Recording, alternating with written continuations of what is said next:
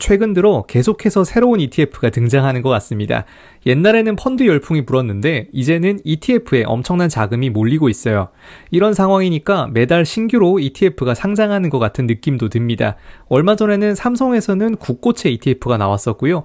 미래에셋은 미국 채권 ETF가 출시가 되었어요. 도대체 국내에 상장된 ETF는 몇 개나 되는 걸까요? 오늘 주제는 해외가 아니라 국내에 있는 ETF입니다. ETF들이 왜 이렇게 많은지 전체 리스트를 한번 보고요. 이 데이터를 추출할 수 있는 방법 간단하게 보겠습니다.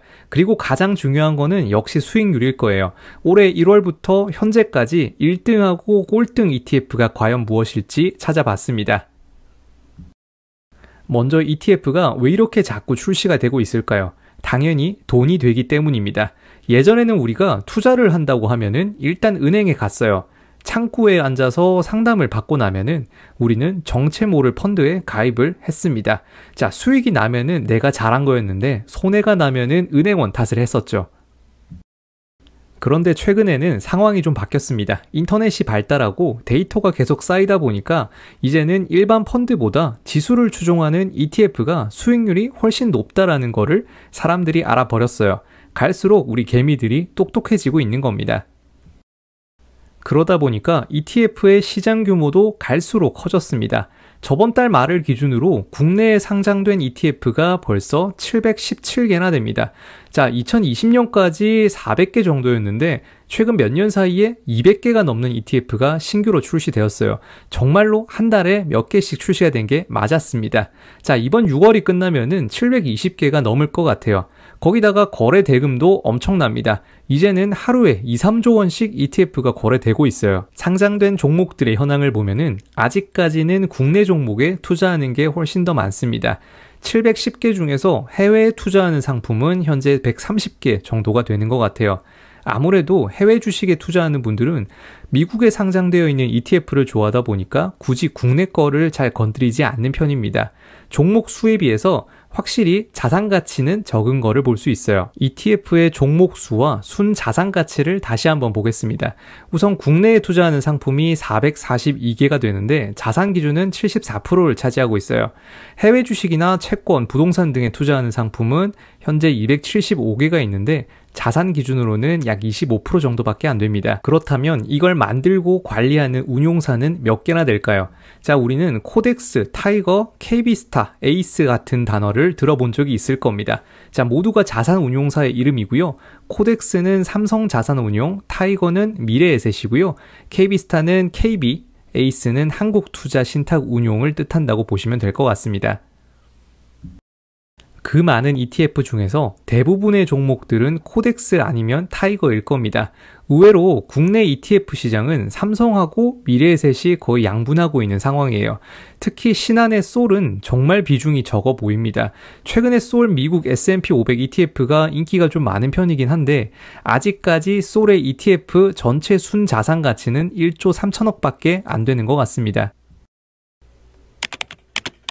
물론 코딩을 배워서 우리가 크롤링을 할 수도 있겠지만 대부분은 수작업으로 간단하게 할 수 있습니다. 자, 지금 당장 확인해보고 싶은 분들에게 추천하는 방법이 몇 가지가 있어요. 먼저 KRX 정보데이터 시스템이라는 사이트에 접속합니다. data.krx.co.kr로 접속하시면 되고요. 한국거래소에서 만든 주식 통계 사이트입니다. 여기에는 국내의 주식과 관련된 모든 데이터를 다 볼 수 있어요.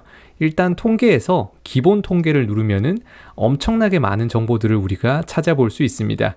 이 중에서 증권 상품을 누르면은 오늘 주제인 ETF가 보입니다. 여기에서 일단 개별 종목들의 시세를 이렇게 볼 수 있어요.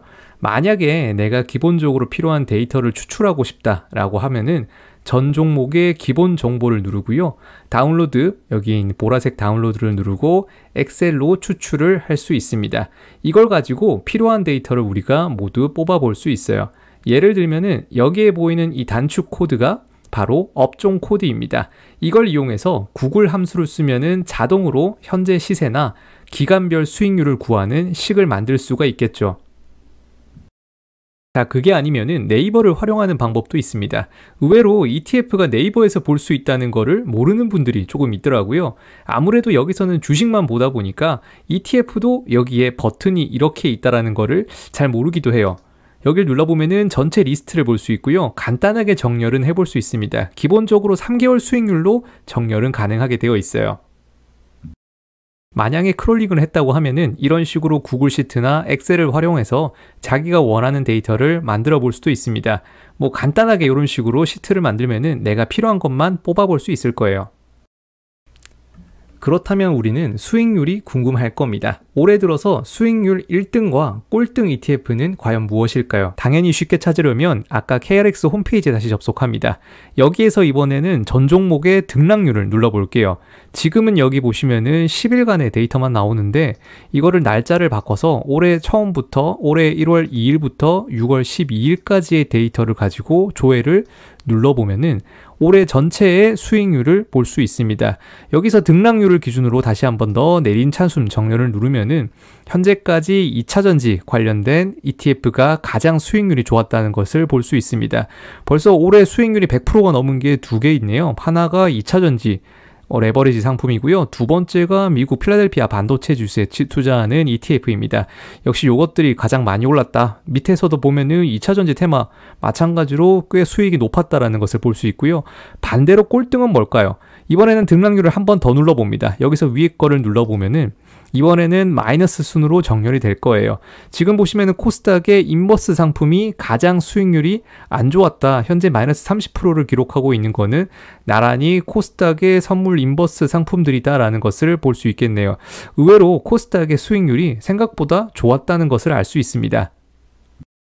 다시 정리를 해보면은 6월 12일 기준으로 2차전지랑 반도체 관련 종목들이 꽤 많이 오른 걸 볼 수 있습니다. 최근에 나스닥도 좀 올라서 나스닥의 레버리지 상품들도 70에서 80% 정도 수익이 나오고 있어요.